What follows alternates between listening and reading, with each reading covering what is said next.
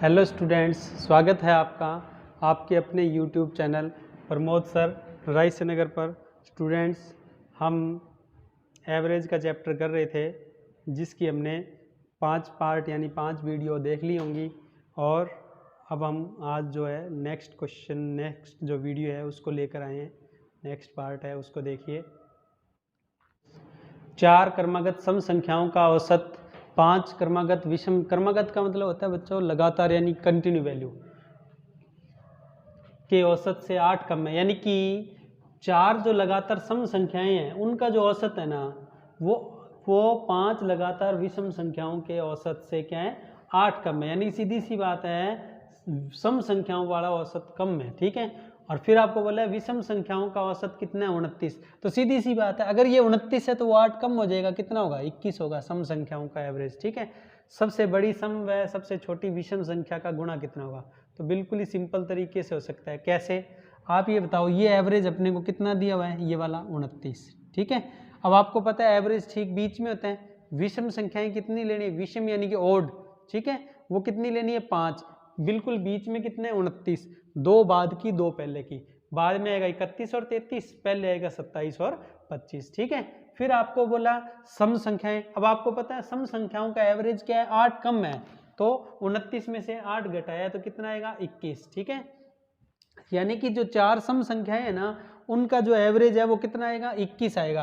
तो कहने का मतलब ये एवरेज 21 किसके लिए रखना है अपने को, सम संख्याओं के लिए। लेकिन ध्यान रखना ये कितनी है 4, तो 2 बाद में हो जाएंगी, 2 पहले हो जाएंगी। ठीक है, किससे 21 से, तो 21 के बाद में 2 सम होगी 22 और 24 और पहले होगी 20 और 18। ये आपको मैंने पहले जो वीडियोज है उनमें करवा दिया है, पार्ट शायद 3rd पार्ट था वीडियो का उसमें। ठीक है, अब आपको बोला है क्या आगे पढ़ो, देखो इतना मैं इरेज कर रहा हूं।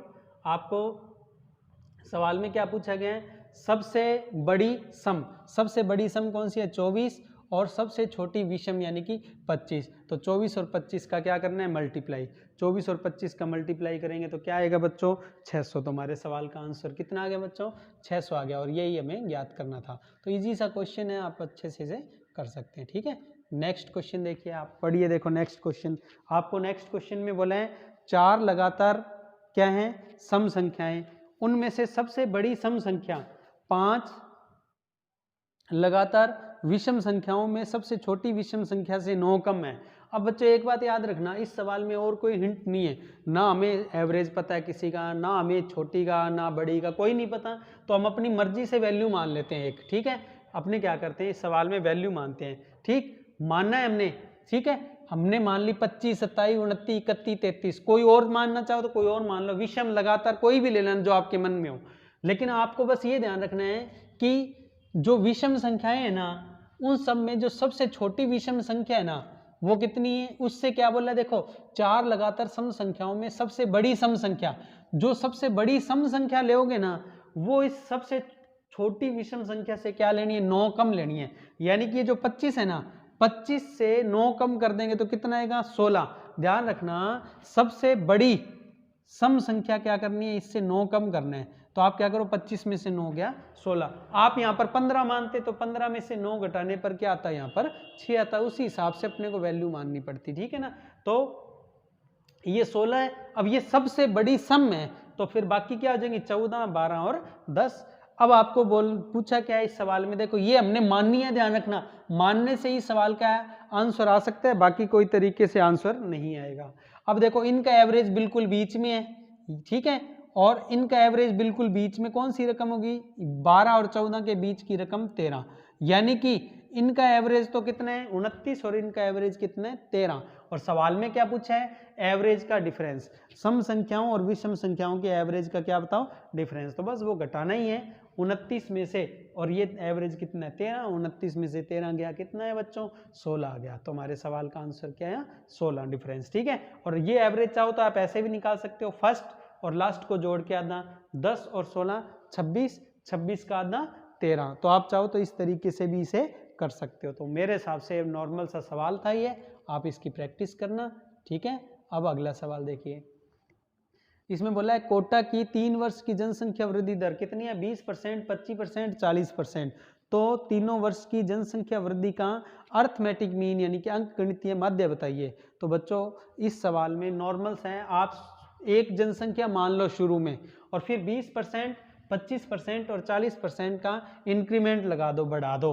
तो हमने माना शुरू में कितनी है 100, 20% बढ़ाया है तो 120, ठीक है, बटे में 100, 25% बढ़ाया तो 125 और 40% बढ़ाया तो 140 बटा तो ये जनसंख्या 3 साल में इतने इतने परसेंट से इंक्रीज हुई।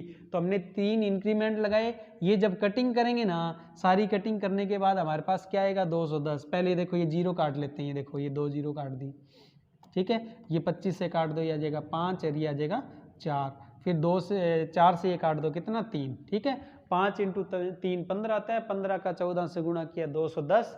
अब जनसंख्या 100 थी और 3 सालों में बढ़ती हुई 210 हो गई। तो अब मैं आपसे ये कहूँ कि जनसंख्या बढ़ी कितनी, कुल मिलाकर कितनी इंक्रीज हुई, तो 210 में से 100 घटा दो कितनी 110। 3 वर्ष में जनसंख्या वृद्धि कितनी हुई 110 की, और बस इसका एवरेज निकालना है, बस 3 से भाग दे दो। तो जैसे ही आप इसमें 3 का भाग दोगे तो 110 बटे 3 यानी कि 36.67%। ये अर्थमेटिक मीन है, बस सीधा एवरेज ही निकालना है। वैसे जनसंख्या वृद्धि में ज्योमेट्रिक मीन यानी कि गुणोत्तर माध्य निकलता है, ध्यान रखना आप, लेकिन इसमें अर्थमेटिक मीन बोला तो बस 3 साल है, सीधा 3 से डिवाइड कर देंगे। ओके, अब देखिए इसके बाद अगला सवाल। अगला सवाल बिल्कुल नॉर्मल है। एक हॉस्टल में रोज 110 विद्यार्थियों को औसतन कितनी 50 टॉफी, यानी कि 110 स्टूडेंट हैं, हर एक को 50 टॉफी मिलती थी, तो 110 गुना 50 टोटल कितनी होगी, गुणा करेंगे तो 5500। एक दिन 10 स्टूडेंट अपने घर चले गए, तो इसका मतलब 110 में से 10 चले गए तो कितने रह गए 100। तो यह बताओ कि उस दिन उपस्थित प्रत्येक विद्यार्थी को औसतन कितनी टॉफी मिली। तो वो जो 5500 टोटल थी ना 110 गुना 50, उसमें किसका भाग दे देंगे 100 का, ठीक है। तो देखो कैसे करेंगे, ये टोटल आया, देखो कितना आया यहाँ पर टोटल 110 गुना 50, 110 गुना 50, ठीक है। और ये जो 100 है ये कौन सा 100 है, 110 में से कितने स्टूडेंट घर चले गए, 10 स्टूडेंट घर चले गए, तो ये घटा के कितना बचा 100, 110 में से 100 बच गए, और टोटल टॉफी कितनी है 110 गुना 50 है, और ये इसमें बांटनी है। तो बस डायरेक्ट आंसर निकालो, कितना है बच्चों 55। तो ये हमारे सवाल का आंसर हो गया। नॉर्मल वे से आप इसे कर सकते हो। ओके, बिल्कुल इससे मिलता जुलता अगला सवाल है। इसमें क्या बोला है ध्यान से पढ़ो। 14 सिनेमा में प्रतिदिन औसतन 120 दर्शक आते हैं। एक दिन हड़ताल के कारण 6 सिनेमा बंद रहे, लेकिन दर्शकों की कुल संख्या अपरिवर्तित रही। तो शेष सिनेमा में औसतन कितने दर्शक आए। तो बच्चों सेम ही है, 14 गुणा 120, ओके, और 6 सिनेमा बंद हो गए तो 14 में से 6 गया 8, बस 8 से डिवाइड कर देंगे। इसको करना है वही तरीका है, देखो 14 गुणा 120, और ये 8 कहाँ से आया, 14 में से 6 बंद हैं, 14 में से 6 गया 8, बस ये कटिंग करनी, ये कटिंग करेंगे कितना 15, 14 गुणा 15 कितना आएगा 210। तो हमारे सवाल का आंसर क्या आएगा 210। ठीक, अगला सवाल पढ़िए। अगला सवाल है आपके सामने। राम किसी कक्षा के 50 छात्रों को बराबर टॉफी बांटने के लिए कुछ टॉफी खरीदता है, लेकिन उस दिन कक्षा में 10 छात्र अनुपस्थित रहते हैं। इससे प्रत्येक छात्र को 6 टॉफी अतिरिक्त मिलती है। तो 20 रुपये प्रति दर्जन की दर से कुल खर्च कितने रुपए होगा। नॉर्मल सा सवाल है। आप ये मान लो कि स्टूडेंट कितने 50, लेकिन किसको कितनी टॉफी मिल रही है, हर एक को पता नहीं। तो हम मान लेते हैं कि मान लो A टॉफी वो रोज देता था, अगले दिन स्टूडेंट 10 आए ही नहीं, तो कितने आए 40, और हर एक को टॉफी कितनी मिली 6 एक्स्ट्रा मिली, यानी कि A प्लस कितनी लिख लेंगे 6। देखो नॉर्मल तरीके से करें, 50 स्टूडेंट हैं, हर एक को A टॉफी मिलती थी, तो टोटल कितनी हो जाएंगी 50 है। अगले दिन स्टूडेंट कितने हैं 40, और टॉफी कितनी मिली 6 एक्स्ट्रा, यानी कि यहाँ A थी, यहाँ A प्लस 6 है। तो जितनी टॉफी पहले है टॉफी उतनी बाद में है, बस स्टूडेंट ही तो घटे हैं, टॉफी का टोटल है वो सेम रहेगा। तो 50 है बराबर, ये बराबर कितना है 40 है प्लस 240, ठीक है, इसको बराबर रख देंगे। ये 50 है, ये गुणा किया 40 है प्लस 240, इसको इधर लाएंगे तो ये घट जाएगा, कितना बच जाएगा 10 है बराबर कितना आएगा 240, और ये 0 से ये 0 काट देंगे तो A बराबर कितना आ जाएगा बच्चों 24 आ जाएगा। तो A का मान कितना आया 24, यानी कि A का मतलब क्या है, एवरेज जो टॉफी मिल रही थी सबको कितनी 24 मिल रही थी, और बाद में कितनी मिलती है 24 और 6 30। पर आपसे सवाल पूछा गया है कि 20 रुपए प्रति दर्जन की दर से कुल खर्च बताओ। तो मैं आपसे पूछूं टोटल टॉफी कितनी है, तो 50 गुना 24। पहले तो ये कर दो, 50 गुना 24, टोटल टॉफी कितनी हुई 1200। ओके, अब 1200 का रेट निकालना है 20 रुपए दर्जन पर। देखो 20 रुपए की दर्जन है, मतलब 20 रुपए में कितनी टॉफी है, 12 टॉफी, और कुल टॉफी कितनी है 1200। बस ये कटिंग करनी है। तो कितना आएगा ये 100 का 20 से गुना किया 2000 रुपये। तो हमारे सवाल का आंसर क्या आएगा बच्चों, खर्च 2000 रुपये। बस इससे हमारे सवाल का आंसर निकल गया। ठीक है, अगला सवाल देखिए। सोमवार से बुधवार तक का एवरेज टेम्परेचर कितना है 32 डिग्री। मंगलवार से गुरुवार तक का एवरेज टेम्परेचर है 34 डिग्री। तो सोमवार व गुरुवार के तापमान का अंतर कितने। अच्छा सवाल है बच्चों, ध्यान रखना। ऐसे सवाल को करने के लिए आपको एक कंसेप्ट माइंड में सेट कर लेना है। ये और भी तरीके से भी पूछा जा सकते हैं। जैसे देखो सोमवार से बुधवार यानी कि सोम मंगल बुध, यानी कि मंडे ट्यूसडे और वेडनेसडे। तो मैं आपको कहूँ मंडे ट्यूसडे और वेडनेसडे का टोटल कितना होगा, तो मंडे ट्यूसडे और वेडनेसडे 3 दिन है और 32 डिग्री एवरेज है, तो 32 का 3 से गुना हुआ 96। फिर अगले 3 दिन दिए ट्यूसडे वेडनेसडे और थर्सडे, यानी कि मंगलवार बुधवार और गुरुवार, इनका एवरेज कितना दिया ये देखो 34। ठीक है, 34 को 3 से गुणा कर दो, कितना है 34 इंटू 3 102 डिग्री। तो बच्चों इतना आपको समझ आना चाहिए। मंडे ट्यूसडे और वेडनेसडे का तो टोटल है 96 और ट्यूसडे वेडनेसडे और थर्सडे का कितना है 102 डिग्री। अब देखो ये दोनों में सेम है, ठीक है, सिर्फ फर्क क्या है मंडे और थर्सडे का। इसमें मंडे है और इसमें थर्सडे है। इसमें मंडे है वो तो है 96, जिसमें थर्सडे है उसमें है 102। कितने का फर्क है इन दोनों में, देखो कितने का फर्क है 6 डिग्री का। और ये 6 डिग्री का फर्क किसके बीच होगा, मंडे और थर्सडे के। जिसमें मंडे है वो कम है, इसका मतलब मंडे का टेम्परेचर 6 डिग्री क्या है कम है, किससे, थर्सडे से। ये समझ आना चाहिए। तो मंडे में माइनस थर्सडे बराबर -6 डिग्री, या थर्सडे माइनस मंडे बराबर क्या होगा 6 डिग्री पॉजिटिव। कहने का मतलब यहाँ से इतना समझ आ जाना चाहिए कि मंडे वाला 6 कम है, क्योंकि ये 96 कम है ना, तो मंडे का टेम्परेचर थर्सडे से कितना है 6 डिग्री कम है, या थर्सडे का टेम्परेचर मंडे से 6 डिग्री क्या है ज़्यादा है। ओके, तो इतना हमें समझ आ गया। अब आप ध्यान से देखना, अगला सवाल इसी को आगे बढ़ाया हुआ है। देखो ये सेम वही डाटा है यहाँ तक। अब आपको इसमें ये बोल दिया कि अगर सोमवार का टेम्परेचर 36 हो, सोमवार का टेम्परेचर 36 हो तो थर्सडे का बताओ। सेम वही डाटा है, और हमने भी पिछले सवाल में सीख लिया कि मंडे वाला 6 कम है किससे, थर्सडे से। तो आपको मंडे का 36 दिया है और ये 6 कम है किससे, थर्सडे से, यानी गुरुवार से। तो गुरुवार का क्या होगा 6 बढ़ा देंगे। तो जितना हमने पिछले सवाल में किया था उतना मैं आपको डायरेक्ट बता देता हूँ। देखो इतना हमने पिछले सवाल में कर लिया था यहाँ तक, ठीक है। और आपको यहाँ ये पता लग गया मंडे थर्सडे से कितना, मंडे जो है थर्सडे से कितना 6 डिग्री कम है, और हमें मंडे का कितना दिया 36। तो ये कितना होगा 36 से 6 बढ़ा दो, 36 और 6 42। तो थर्सडे का क्या होगा 36 + 6 यानी कि 42 डिग्री। तो ये हमारे सवाल का आंसर हो गया। ठीक है, आप इस तरीके से इस सवाल को कर सकते हैं। ओके, अब देखो अगर आपको इसी सवाल में थर्सडे का 36 दिया होता, गुरुवार का 36 होता और मंडे का पूछते तो कैसे निकालते। तो आपको पता है थर्सडे है वो 6 ज़्यादा है, 36 में से 6 घटाया तो मंडे क्या आ जाएगा 30 डिग्री, अगर दिया होता तो। अब ध्यान से देखना, अगला सवाल है वो इसी को और आगे बढ़ाया हुआ है। देखो ये तो डाटा सेम है ये तो, ठीक है। इससे हमें क्या पता लग जाता है कि मंडे और थर्सडे में 6 डिग्री का गैप है। अच्छा, फिर आपको बोला है कि मंडे और थर्सडे का जो टोटल है ना वो कितना है 72 डिग्री। तो बच्चों जितना हमने पिछले सवाल में किया था उतना तो मैं आपको डायरेक्ट बता देता हूँ, इतना तो हमने पढ़ा हुआ है, ठीक है, इतना तो हमने पढ़ लिया था।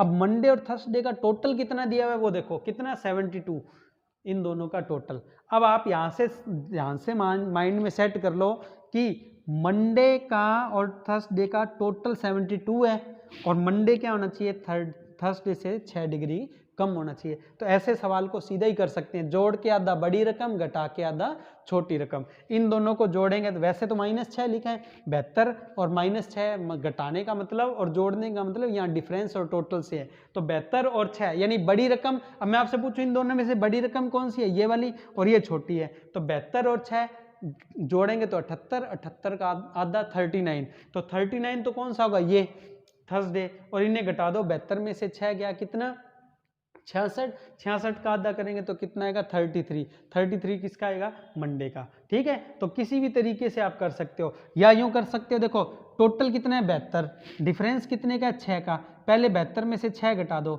72 में से 6 गया 66, 66 को बराबर बांट दो क्योंकि डिफरेंस को हमने अलग निकाल दिया, तो कितना है 33, 33। अब ये दोनों बराबर हैं और जो डिफरेंस था कितने का 6 का, वो वापस जोड़ दो किसमें, थर्सडे में, क्योंकि ये तो मंडे है और ये थर्सडे है, थर्सडे वाला 6 ज़्यादा है, उसमें 6 जोड़ दो, तो ये कितना आ जाएगा 39। तो आप चाहो तो इस तरीके से माइंड में सेट कर लो, या सवाल में देखो आप इस तरीके से कर सकते हो, इस तरीके से बताएं 72 डिग्री में से 6 डिग्री घटाया कितना आया 66, 66 में 2 का भाग दिया 33 डिग्री, तो इस तरीके से इस सवाल को कर सकते हैं आप। ओके, अब अपने इसके बाद अगला सवाल लेते हैं। अगला सवाल आपके सामने है, बिल्कुल ऐसा ही सवाल है जैसा हमने अभी पढ़ा था, आप इसको अच्छे से देखें। इसमें बोला है यदि एक कक्षा के 8 छात्रों का औसत भार कितना है 40 kg, राम की जगह किसको, जॉन को शामिल कर लें तो औसत 2 किलो बढ़ जाता है। सीधी सी बात है, राम जाता है और उसकी जगह कौन आ जाता है, जॉन आ जाता है, तो एवरेज कितना बढ़ जाता है 2 किलो बढ़ जाता है। तो मैं अगर आपसे ये पूछूं कि बताओ कि राम और जॉन में कितने का डिफरेंस है, तो भाई सीधी सी बात है, ये कितना है 2 और ये स्टूडेंट कितने हैं 8, 8 स्टूडेंट के लिए 2-2 किलो बढ़ गया, तो 8 दूनी 16। जॉन जो है ना, जॉन वो 16 किलो ज़्यादा है किससे, राम से। फिर अपने को दोनों का टोटल दिया है जो कि पिछले सवाल में हमने किया था वैसे ही है। अब मैं आपसे ये कहूँ किसका वेट ज़्यादा है, क्योंकि जॉन के आने से एवरेज बढ़ रहा है, तो इसका मतलब जॉन का वेट ज़्यादा है किससे, राम से। कितना ज़्यादा है, 8 स्टूडेंट का 2 से गुना कर दो, 8 दूनी 16, 16 kg वेट किसका ज़्यादा है बच्चों, जॉन का ज़्यादा है। अब दोनों का टोटल हमें कितना दिया है 94 kg। अब मैं आपको कहूँ किसी का भी पूछे जोड़ के आधा करेंगे तो बड़ी रकम, बड़ी कौन सी है जॉन, और घटा के आधा करेंगे तो राम, यानी कि छोटी रकम। ठीक है, आपसे पूछा है जॉन का, तो इन्हें जोड़ के आधा कर दो, तो 94 प्लस 16 इन्हें जोड़ेंगे तो आएगा 110, 110 का आधा किया कितना 55 kg। तो ये हमारे सवाल का आंसर 55 kg आ गया। ठीक है, इस तरीके से आप इसे कर सकते हो। ओके, अब अगला सवाल देखिए।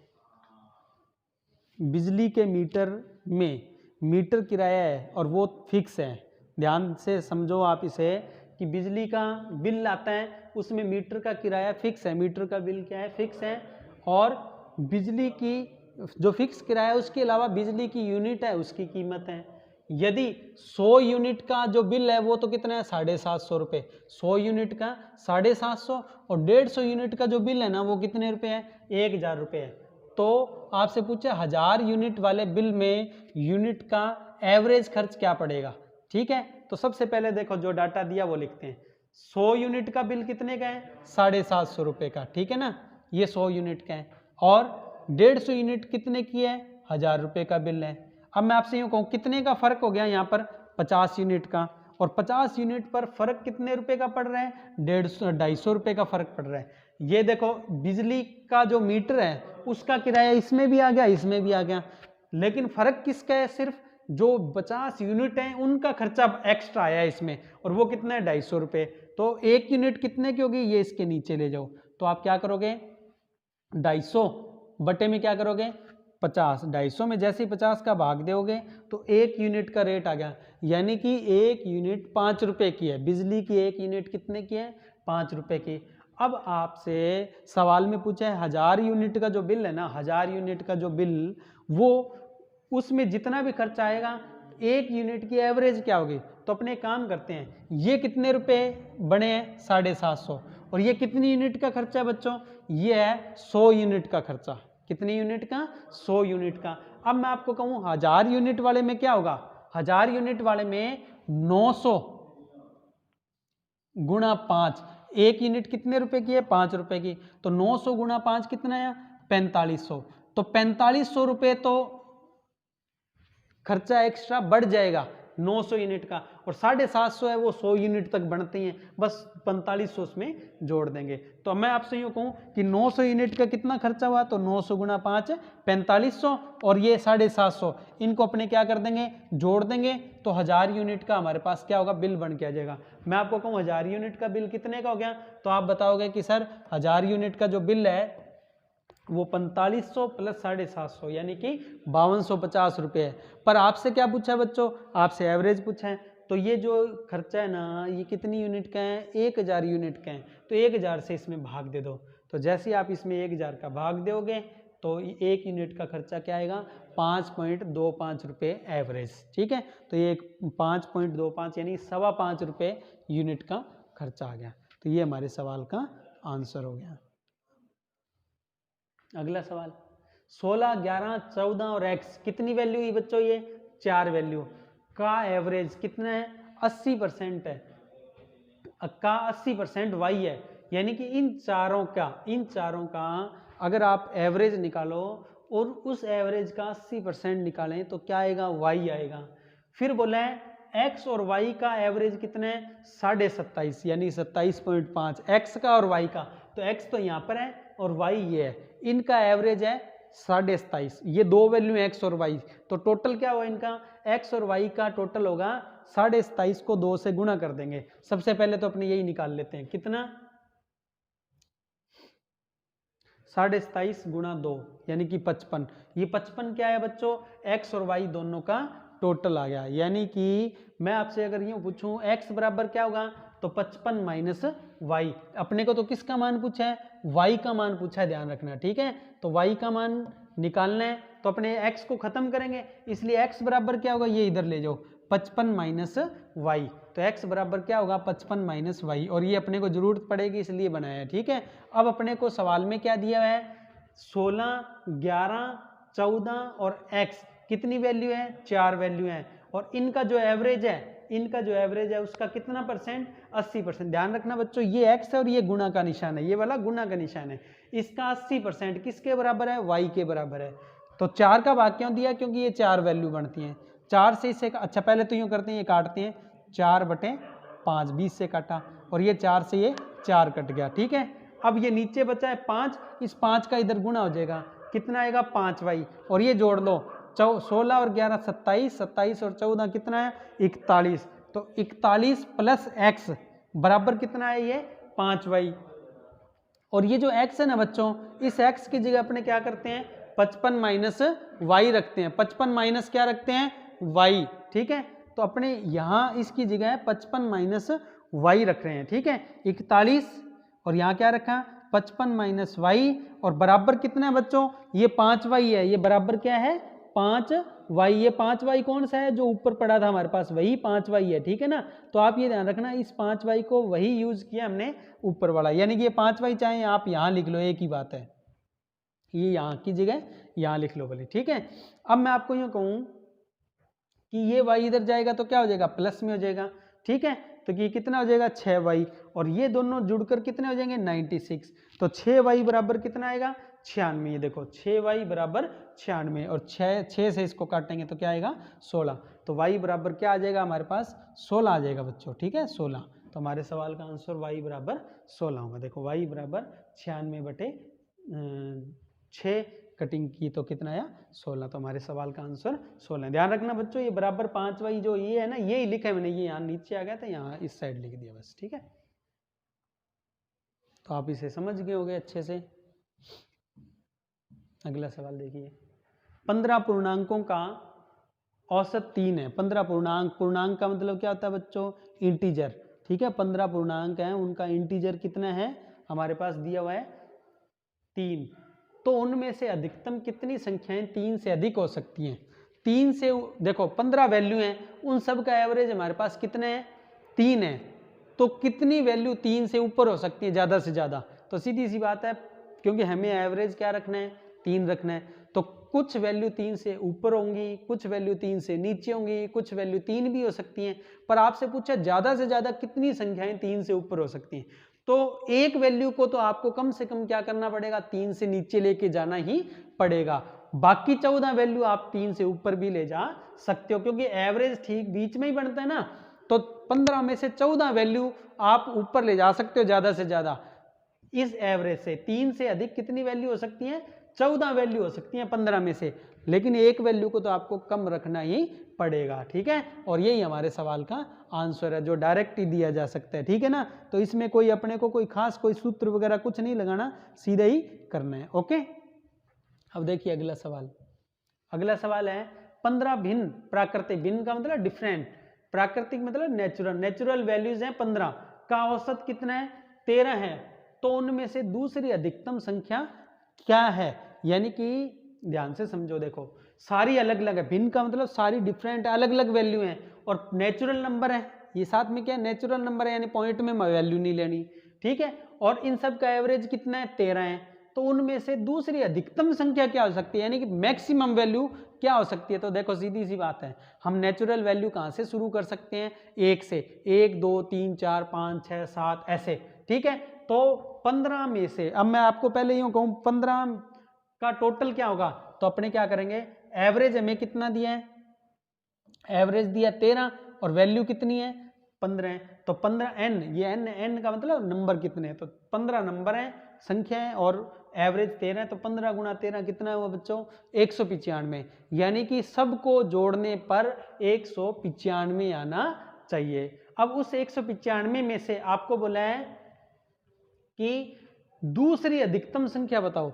दूसरी अधिकतम का मतलब एक मैक्सिमम उसके बाद बढ़े, तो अपने को ज्यादा से ज्यादा संख्या का पता लगाना, ज्यादा से ज्यादा वैल्यू चाहिए। इसका मतलब जो ये मैक्सिमम उसके बाद दूसरे नंबर की चाहिए, तो उसके अलावा जो बच गई 15 में से ये मैक्सिमम, ये सेकंड लार्जेस्ट, तो ये दो छोड़ दें तो बाकी कितनी वैल्यू बचती है? 13। अब ध्यान रखना मैं इस 13 की बात नहीं कर रहा, मैं 15 में से 2 हटा दी, मैक्सिमम और सेकंड लार्जेस्ट, यानी कि ये लार्जेस्ट और ये सेकंड लार्जेस्ट, इन दो को छोड़ दें तो कितनी वैल्यू बचती है? 13। वो हमें मिनिमम चाहिए, और अपने को साथ में वो डिफरेंट यानी कि अलग अलग भी चाहिए। अपने को अलग अलग वैल्यू चाहिए और सबसे छोटी चाहिए नेचुरल। तो वो कौन कौन सी होंगी हमारे पास? 13 वैल्यूज, वो भी मिनिमम। तो 1 2 3 4 5 6 7 8 9 10 11 12 और 13। अब मैं आपको कहूँ इनका टोटल क्या होगा, तो याद रखना लगातार संख्याएं 1 से लेके कितनी भी हो, उनका टोटल निकालने का सीधा तरीका है, ये कितनी तक है? 13 तक है। तो 13 गुणा 14 बटे में 2, यानी कि इसका सूत्र होता है n इंटू n प्लस 1/2, ठीक है। तो ये ध्यान रखना, ये टोटल निकालने का फॉर्मूला है, वो ये अप्लाई हो रहा है यहाँ पर। क्या? 13 गुणा 14, ध्यान रखना ये 13 जो वैल्यूज हैं उनका टोटल है 13 गुणा 14 बटे 2। ये कटिंग करेंगे तो कितना आएगा? 7, 7 का 13 से गुणा किया 91।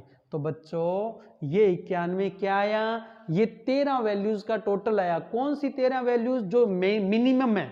अब इनके अलावा जो दो बच जाएंगी वो क्या होंगी? मैक्सिमम। अब बचेंगी कितनी? 195 में से, क्योंकि सबका टोटल है 195, उनमें से 13 वैल्यू का टोटल 91 है, वो घटा दो तो कितना बचा? 104। अब ये 104 क्या है? दो वैल्यू का टोटल है। अब इन दोनों को अगर मैं बराबर करूं तो 104 का आधा क्या होता है बच्चों? 52, यानी कि एक वैल्यू 52 है तो दूसरी भी क्या होगी? 52। पर अपने को सेम नहीं लेनी, 52 52 तो सेम हो गया, सेम नहीं लेना, अपने को क्या लेना है? भिन्न मतलब डिफरेंट, अलग अलग लेनी है। तो एक को 52 की जगह क्या कर लेते हैं? 53, और दूसरी को क्या कर लेते हैं? 51। तो 104 का मतलब हम क्या करते हैं? 104 का मतलब है एक ले लेते हैं 53 और एक ले लेते हैं 51। तो ये तो होगी मैक्सिमम सबसे बड़ी, और ये होगी दूसरे नंबर की। तो हमारे सवाल का जो आंसर है, दूसरी अधिकतम संख्या जो है, सेकंड लार्जेस्ट वैल्यू कितनी होगी? 51। तो हमारे सवाल का आंसर क्या होगा? 51 होगा। तो देखो इस तरीके से इसको किया जा सकता है। तो देखो बिल्कुल नॉर्मल तरीके से हमने इस सवाल को कर लिया। ठीक है बच्चों, आज की क्लास का अंतिम क्वेश्चन देखिए बच्चों, ये आज की क्लास का अंतिम क्वेश्चन है। क्या सवाल है? 5A 6B का औसत 21 से अधिक है। 5A और 6B यानी कि दो वैल्यू हैं, इनका एवरेज 21 से ज़्यादा है। तो अपने इसको अगर लिखना चाहें तो क्या लिखेंगे? अच्छा एक चीज़ और दिया है, AB से क्या है? ट्रिपल है। AB से ट्रिपल है तो यहाँ क्या लिखेंगे? A बराबर 3B, B का ट्रिपल क्या है? A है। फिर क्या बोले? तो A का संभव न्यूनतम पूर्णांक मान क्या होगा? A की मिनिमम वैल्यू, और वो भी इंटीजर यानी कि पूरी पूर्णांक होनी चाहिए, पॉइंट में नहीं होनी चाहिए। तो क्या होगी? तो देखो सीधी सी बात है, अब अपने इसको अप्लाई करते हैं। 5A और 6B का एवरेज क्या होगा?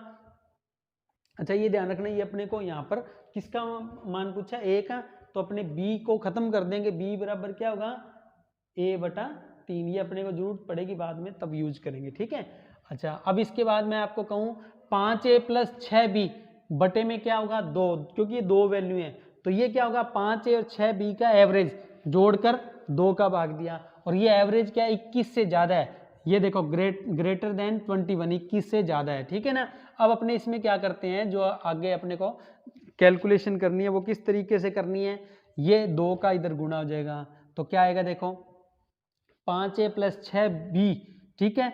और ध्यान रखना ये जो B है ना, देखो B की जगह क्या करना है? ये रहा क्या? A/3। मैंने क्या किया? यहाँ B की जगह A/3 और लिखा है, ठीक है ना। तो आप ये ध्यान रखना, मैंने क्या किया? एक तो किसका गुणा कर दिया? इस 2 का इस 21 से गुणा किया, 21 दूना 42, और ये B की जगह A/3 लिखा। ये कटिंग करके क्या आ जाएगा? 2A। देखो 5A + 2A, 5A और 2A कितना हो जाएगा? 7A। ग्रेटर देन यानी कि किससे? 42 से ज़्यादा। तो देखो ये हो गया 7A ग्रेटर देन किससे?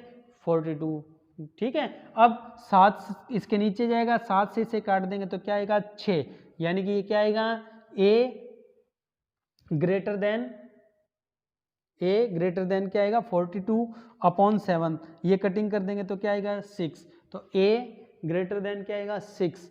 A 6 से बड़ा है, A 6 से बड़ा है। अब 6 से बड़ा तो 6.1 भी होता है, पर आपसे क्या बोल रहा है? A का संभव न्यूनतम यानी कि मिनिमम इंटीजर बताओ, मिनिमम, और वो भी पूरी वैल्यू। तो अपने को A 6 से ऊपर लेना है, तो 6 से ऊपर कौन सी वैल्यू होती है? 7। तो हमारे सवाल का आंसर क्या है यहाँ? A जो मिनिमम है ये 7 है। ओके स्टूडेंट्स, ये हमारी आज की क्लास का अंतिम क्वेश्चन था। स्टूडेंट्स आपकी कोई भी जो क्वेरी हो वो आप, ये जो हमारा टेलीग्राम का ग्रुप बना हुआ है प्रमोद सर RSNR, इस टेलीग्राम के ग्रुप में या ये व्हाट्सएप जो नंबर दिए हैं इन पर आप अपनी क्वेरीज भेज सकते हैं, और ये जो क्वेरीज हैं इनका सॉल्यूशन जो है स्टूडेंट्स आपस में ही दूर कर देते हैं। फिर भी जिस सवाल का आंसर नहीं मिलता है वो आप हमसे पूछ पाएंगे। तो इस टेलीग्राम का जो ग्रुप है इसमें आप जुड़ जाइए, ठीक है। इसके अलावा कुछ सोशल प्लेटफॉर्म और हैं, ठीक है, जिन पर आप हमसे संपर्क कर सकते हैं।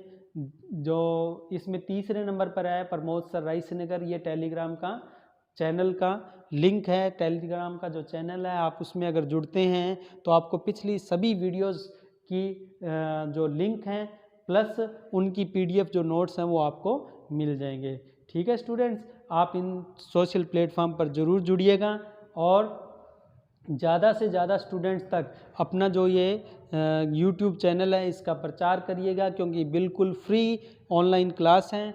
और आज की जो क्लास है उसको यहीं अपने समाप्त करेंगे। जय हिंद, जय भारत। थैंक यू बच्चों, प्रैक्टिस कीजिएगा। आप मिलते हैं आपसे अगली वीडियो में।